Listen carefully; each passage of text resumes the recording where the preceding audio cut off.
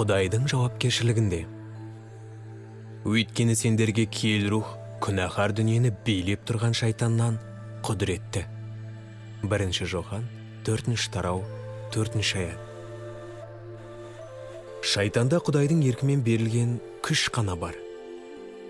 Мәсіх 1 ғасырда болған Ізмір қауымына бұлай деп айтады: болашақта бастарыңнан кешкендеріңнен қорықпа. Рас, шайтан кейбіреулеріңді түрмеге салып сынамақ. Ал көрген азаптарың 10 күнге ғана созылады. Өлімге дейін маған адал бол. Сонда саған мәңгілік өмір тәжін сыйлаймын. Аян кітабы 2 тарау 10 аят.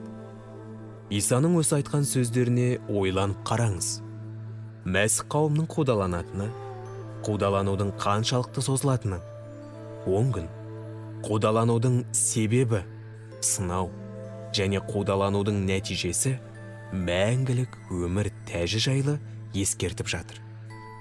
Басқаша айтқанда, Иса өзінің қауымының нығаюы үшін шайтанды пайдаланып жатыр.